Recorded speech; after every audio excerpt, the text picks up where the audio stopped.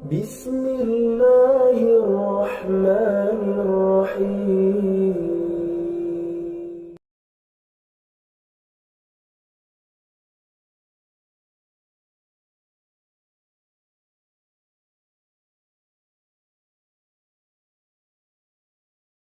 Kalau cewek ditanya pendapatnya setuju apa enggak dilamar oleh seorang perempuan, maka jawaban ianya seorang perempuan itu adalah diam.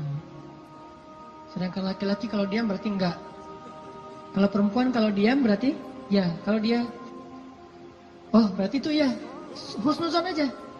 Jadi kalau nanya, Neng gimana mau sama saya? Dia belum sempat mikir, oh berarti mau ya. Kan diam tadi teh. Jadi diam seorang perempuan kata Nabi adalah ridho.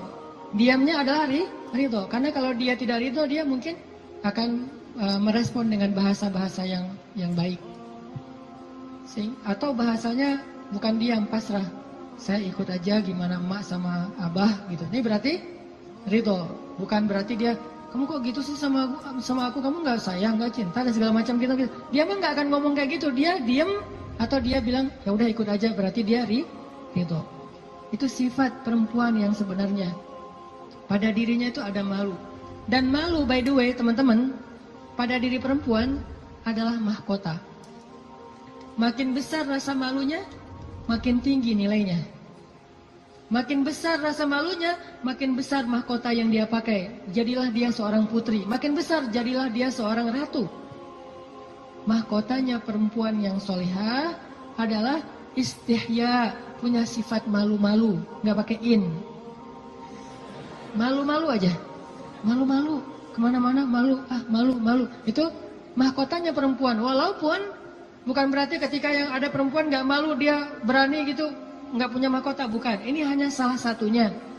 Dan tetap itu kebaikan. Kalau dia nggak terlalu besar dominan dengan sifat malu, mungkin dia dominan dengan sifat yang lain. Tapi yang jelas, sifat malu ini kebaikan. Kata Nabi, kalau tidak punya malu, maka seseorang akan lakukan apa yang dia suka. Berarti malu itu sebagian dari kehormatan. Malu itu sebagian dari harga diri. Sehingga kalau orang udah nggak punya sifat malu, maka dia kehilangan harga diri dan kehormatan, dia akan lakukan apapun yang dia suka. Jadi malu anugerah dari Allah untuk perempuan. Aisyah pemalu. Saking pemalunya Aisyah, kalau lagi malu wajahnya kemerah-merahan, pink. Pink dalam bahasa Arab humairo. Pink itu humairo. Aisyah itu kalau lagi malu pink wajahnya. Sehingga kalau Nabi melihat wajah Aisyah pink, humairo, Nabi senang melihat Aisyah, oh Aisyah lagi malu, Aisyah lagi senang, Aisyah lagi tersipu-sipu, sehingga wajahnya menjadi pink. Aisyah itu seorang perempuan yang sangat pemalu, sama dengan Maryam, sama dengan Khadijah, sama dengan Fatimah, perempuan yang sangat pemalu. Coba teman-teman renungkan kisah gimana pemalunya Aisyah. Pernah ketika Rasulullah SAW sudah wafat, kan Rasulullah itu dimakamkan di dalam rumah Aisyah. Soalnya SOP para nabi, mereka dimakamkan di tempat mereka wafat, nggak boleh dipindahkan. Itu udah jadi SOP-nya para nabi itu.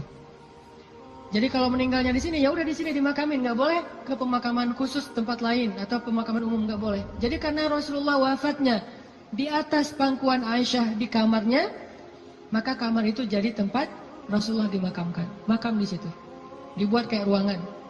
Setiap hari Aisyah duduk di situ, dia buka hijabnya, dia duduk di makam Nabi sambil mungkin dia di situ ngobrol, mungkin dia berzikir, bukan sengaja zikir di dalam makam ya, tetapi dia kangen sama Nabi, duduk di sebelah Nabi, seolah-olah dia pengen mengenang waktu dulu sering zikir berdua sama Nabi sambil Nabi tidur di atas pangkuan Aisyah zikir. Bayangin. Kalau kita zikir jomblo itu duduk, beda ya zikir jomblo sama zikir orang udah nikah. Kalau jomblo zikirnya duduk, tiba-tiba ngeblak ke belakang gitu ya. Kalau udah nikah, zikirnya nggak perlu ngeblak ke belakang, zikirnya sambil berbaring di atas pangkuan kekasihnya. Atau kadang-kadang zikirnya sambil bersandar, jadi punggung dengan punggung, satu menghadap ke utara, satu menghadap ke selatan. Sama-sama memberikan punggungnya jadi kayak kursi gitu. Bersandar kepada kekasihnya, zikir. Nanti pas sudah beberapa menit lihat, wah kamu 1000, saya baru 200. Ngapain aja kamu kok 200? Ngaweleng gitu ya. Mikirin kamu, jadi zikirnya 200. Berarti yang zikirnya 1000, kamu mikirin apa? Saya ingat Allah. Lah kamu kenapa 200? Saya ingat kamu. Romantis dalam zikir. Artinya Aisyah tuh teringat masa-masa zikir dengan Rasul, sholat sunnah bareng dengan Rasul. Kan saya sering cerita tuh, Rasulullah kalau malam tahajud, beliau sholat tahajud sendiri dulu, nggak ngebangunin Aisyah. Kenapa? Karena tahajud Nabi itu di atas standar manusia biasa. Kalau ngebangunin Aisyah kasihan, nggak akan kuat Aisyah. Ini sayangnya Nabi kepada Aisyah, sampai dalam bab ibadah aja diringankan, selama tidak melanggar syariat. Nabi nggak mau ngeberatin Aisyah sholat tahajud bareng dengan Nabi. Aisyah tahajud yuk. Hayu kata Aisyah. 1 rakaat Al-Baqarah, Ali Imran, An-Nisa, Al-Maidah, Al-An'am. Siapa yang kuat? Nggak usah Aisyah, Abdullah ibnu Mas'ud aja pernah jadi makmum dadakan di belakang Nabi, itu hampir batal sholatnya. Wah Nabi lagi sholat tahajud, nggak makmumin udah aja makmumin. Nabi baca Alif Lam Mim Dzalikal Kitabul La Raiba Fi. Abdullah masih antang-antang aja. Lama-lama kok udah setengah juz ya perasaannya. 1 juz, 2 juz, sampai selesai Al-Baqarah. Mulai ini Abdullah curiga nih, Masuk lagi Alif Lam Mim Ali Imran. Masuk lagi Ya Ayuhan Nas An-Nisa. Masuk lagi Al-Maidah. Masuk Al-An'am 7 juz 1 rakaat. 7 juz 1 rakaat. Kita 1 rakaat 7 surat. An-Nas, Al-Falaq, Al-Ikhlas. Dari ujung aja pokoknya 7 surat. Ini 7 juz 1 rakaat. Atau kadang-kadang kita 7 rakaat 1 surat. Yaitu Al-Ikhlas terus. Asal sholat pasti Al-Ikhlas. Walaupun kalau dia membaca Al-Ikhlas itu karena cinta kepada surat itu, dia akan masuk surga dengan surah Al-Ikhlas. Masalahnya kita benar nggak sih cinta ke Al-Ikhlas?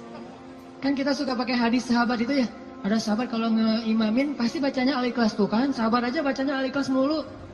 Sampai dilaporin ke Nabi, ya Rasulullah dia tuh kalau ngimamin kurang variatif Kurang variatif gimana? Ayatnya monoton, Al-Ikhlas saja nggak ganti-ganti. Dipanggil sama Nabi, kenapa kamu bacanya kok Al-Ikhlas saja nggak yang lain? Ya Rasulullah, saya cinta dengan surat itu. Nah di surat itu disebutin sifat-sifat Allah. Nabi tersenyum mengatakan, kamu masuk surga karena apa yang kamu cintai. Pertanyaannya, kita gitu atau ada modus lain? Al-Ikhlas itu nggak perlu mikir dan cepat kan? Jadi bukan karena cinta banget dengan Al-Ikhlas. Ini harus jujur nih. Nabi sholat tahajud. Udah selesai tahajud, baru ngebangunin Aisyah pas witir. Jadi Aisyah itu diajak sholatnya pas witir. Aisyah, witir yuk. Kan Aisyah manja-manja gitu kan ya. Susah bangunnya, akhirnya dipercikin air di wajahnya sama Nabi. Kan saya sering bilang, percikan air ke wajah calon kita. Kalau belum ada latihan pakai guling dulu, guling di latihan. Biar pas mercikinnya itu enak gitu. Kalau ini ada lebih rezeki sedikit, beli nano spray. Kan enak tuh malam-malam nano sprayan.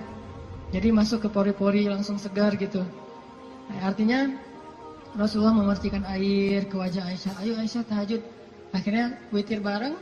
Setelah selesai witir, kan Nabi itu kalau sholat tahajud itu ini ada tutorial tahajud ala Rasulullah ya.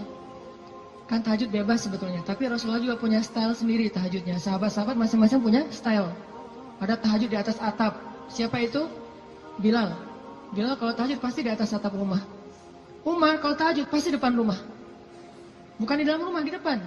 Dia keluar dari rumahnya, tahajud di depan rumah. Bacanya kencang-kencang. Bismillahirrahmanirrahim. Satu Madinah bangun gara-gara suara Umar. Kalau Abu Bakar tahajudnya di musolanya sendiri, khusyuk sendiri, nggak mau ketahuan orang. Ini gayanya beda-beda. Gue dengan gaya gue gitu ya. Umar di depan rumah, Bilal di atas atap, Abu Bakar sendiri di dalam mihrab. Rasulullah juga punya style. Style tahajud Nabi gimana? Beliau tidur, tahajud, witir, tidur, subuh. Jadi sebelum subuh beliau tidur dulu. Cuman tidur yang keduanya Nabi bersandar biasanya. Kalau nggak bersandar di tiang, di dinding, bersandar kepada Aisyah. Itu tahajud ala Rasulullah. Nggak mungkin kita ngikutin sunnah ini kalau belum. Banyak sunnah yang kita nggak bisa ngikutin kalau belum nikah, teman-teman.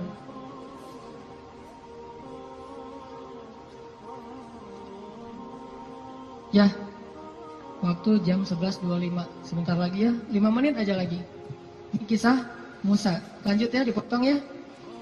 Jadi Nabi SAW itu dengan Aisyah, kalau tahajud membangunkan Aisyah dan tidak membiarkan Aisyah. Artinya Nabi SAW mengajarkan kepada kita bagaimana beliau memperlakukan istrinya, bagaimana rumah tangga beliau. Yang itu kemudian menjadi kebaikan kepada Allah. Jadi mendapatkan istri untuk lebih dekat kepada Allah, biar bisa tahajud bareng. Coba bayangin teman-teman, kita pengen nikah. Kenapa kamu pengen cepat-cepat nikah? Karena pengen buka puasa berdua. Bentar lagi Ramadan nih, masa puasa sahur masih sendiri kan? Kenapa kamu pengen nikah? Pengen tahajud berdua. Kenapa kamu pengen nikah? Pengen ngaji berdua, store hafalan. Suaminya hafal surat Al-Ikhlas, store gitu ke istrinya. Kan baru hijrah, Al-Ikhlas dulu kan? Al-Fatihah, Al-Ikhlas. Nanti istrinya store. Store-nya apa? Surah Al-Isra. Ternyata istrinya hafizah. Ya, suaminya baru hijrah. Jadi Al-Ikhlas versus Al-Isra. Beda banget kan? Al-Ikhlas juga masih banyak salah. Kulawahan gak lewat-lewat gitu. Atau kuliah ayyuhal kafirun gak khatam-khatam, muter. Kan la abudu mata abuduan terus aja di situ kan? Ini karena belajar, baru belajar. Istrinya udah Al-Isra, Maryam, Toha, Qasas segala macam. Kenapa pengen nikah? Karena pengen bareng mendekat kepada Allah SWT. Itu yang Nabi Musa cari. Akhirnya perempuan itu datang menemui Musa, sebagaimana Aisyah sangat pemalu. Tadi nggak tuntas ceritanya, next time insya Allah. Datanglah perempuan itu kepada Musa bilang, ayahku pengen ngundang kamu dinner di rumah. Itu bahasa kita mah, di dinner atau lunch lah di rumah, makan siang gitu. Kayaknya sih dinner, udah sore soalnya. Makan malam di rumah. Oh iya, jalan nih. Tahu gimana cara jalannya? Musa di depan, cewek itu di belakang. Nggak dibalik, cewek di depan, Musa di belakang. Nggak. Etika jalan laki-laki perempuan yang belum muhrim, perempuan di belakang, laki-laki di depan. Supaya apa? Supaya tidak melihat bagaimana cara jalannya. Terus kan Musa nggak tahu rumahnya kemana, gampang. Tinggal di Sherlock aja. Kalau nggak Sherlock, kitanya yang jadi Google Map gitu. Jadi kayak Waze gitu. Belok kanan, turn right, turn left, after one, gitu. Tinggal Musa belok kanan, belok kiri. Yang penting Musanya di depan, perempuan itu di belakang. Dan itu etika yang luar biasa. Sehingga perempuan ini menyimpulkan, laki-laki ini selain kuat, ternyata amanah, nggak caper, nggak sok-sok dekat gitu. Kan kita lagi di perjalanan, daripada kamu diganggu orang biar aku jagain. Nggak. Musa itu orang yang sangat amanah. Jadi kalau belum nikah aja dia sangat jaga. Jangan sampai membuat perempuan ini tercela. Apalagi setelah menikah. Sampai di rumah, cewek ini ngomong ke ayahnya. Ya, abah, bapak gitu ya. Ya abati. Itu laki-laki itu kuat dan amanah loh. Kalau ayah butuh pekerja, kayaknya dia yang paling tepat jadi pekerja di rumah kita. Ini sebetulnya kode. Perempuan kalau ngomong dengan bahasa kayak gini, berarti dia perhatian. Kalau dia udah bisa menyimpulkan dia kuat, dia amanah, dia tepat sebagai pekerja, berarti dia perhatian. Kalau enggak, dia nggak akan ngasih komentar. Ayahnya paham. Ini bahasa elegan orang zaman dulu. Kalau sekarang kan, ya pengen nikah, gitu kan vulgar kan ya. Kalau dulu kode tuh, ya itu kayaknya cocok bekerja ke kita. Kata ayahnya, oh ya nanti ayah bicara sama dia. Ayahnya bukan menawarkan Musa bekerja, tapi menawarkan Musa nih nikah. Saya akan nikahkan kamu dengan salah satu dari putri saya. Terserah kamu yang mana yang kamu sukai. Maharnya bekerja kepada saya selama 8 tahun. Akhirnya Musa pun menikah dengan salah satu dari 2 perempuan itu. Dan perempuan inilah yang mendampingi Musa untuk berdakwah di Mesir melawan Fir'aun. Dan inilah kisah yang luar biasa. Nabi Musa mencari cinta itu untuk lebih dekat kepada pemilik cinta. Nabi Musa mencari cinta makhluk agar bisa mendapatkan cinta Allah Subhanahu wa Ta'ala. Bukan justru ketika ngedapetin cinta makhluk kehilangan cinta Allah. Ini namanya fokus. Teman-teman, Pesan moral ketiga berarti adalah apa? Setelah sawa as-sabil, banyak berdoa.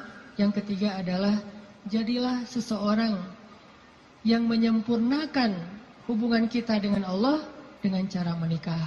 Itu maksud Nabi, setengah dari agama itu adalah setelah kita menikah. Kita sempurnakan. Gimana sempurna? Tadi itu, tilawah sendiri jadi tilawah berdua. Buka puasa sendiri jadi buka puasa berdua. Tahajud sendiri jadi tahajud berdua. Bahkan ada ibadah yang kita bisa dapetin setelah menikah yang gak mungkin didapetin kalau orang belum menikah. Ibadahnya simple. Ngapain? Goler, tidur di atas sofa sambil ngelihat istri kita rempong lalu lalang, itu pahala. Jadi gini aja. Itu sholat sunnah loh. Kalau yang belum nikah hanya bisa mendapatkan pahala itu dengan cara berwudu, sholat sunnah 2 rakaat. Yang udah nikah gak perlu berwudu, gak perlu sholat sunnah pun tetap dapat pahala sholat sunnah. Dengan cara apa? Pandangan suami kepada istrinya yang penuh kasih sayang, bagi dia adalah pahala ibadah. Jadi cuma ngelihat doang ibadah, tersenyum ibadah, kecup di keningnya. Bayangin, Nabi itu habis berwudu mengecup Aisyah. Bisakah kita melakukan itu kalau belum menikah? Ngecup apa? Habis wudu, cium Aisyah ke masjid. Wudu, cium Aisyah. Ini salah satu dalil dari mazhab yang mengatakan sentuhan suami istri tidak membatalkan wudu. Walaupun nanti ada dalil yang mazhab yang lain, Allahu a'lam. Ini mazhab. Tapi Nabi beberapa kali habis berwudu kecup Aisyah ke masjid. Wudu kecup Aisyah. Jadi kalau udah Nabi wudu, Aisyah udah siap-siap tuh. Para istri, kalau suaminya lagi berwudu, maka siap-siaplah kalian, karena sebentar lagi dia akan ke masjid dan lupa mengecup gitu. Biasanya kalau habis wudu Nabi itu ngecup istrinya, dikecup di keningnya atau di pipinya ke masjid, kecup kening pipi ke masjid. Itu sunnah pahala yang tidak didapatkan kecuali dengan menikah. Setengah dari agama itu ada di dalam pernikahan, sisanya ada dalam status jomblo. Setengah-setengah lah ya. Jadi kalau mau utuh, pernah mengalami masa jomblo yang berat gitu, derita jomblo, kifarat dosa kan ya. Setelah itu nanti mendapatkan setengahnya lagi setelah saya terima nikahnya Fulanah binti Fulan dan seterusnya. Itu teman-teman, maaf gak tuntas cerita musanya. Insya Allah nanti dilanjutkan di kesempatan yang lain, bisa lewat streaming mungkin atau dalam kesempatan-kesempatan yang lainnya. Barakallah. Assalamualaikum warahmatullahi wabarakatuh.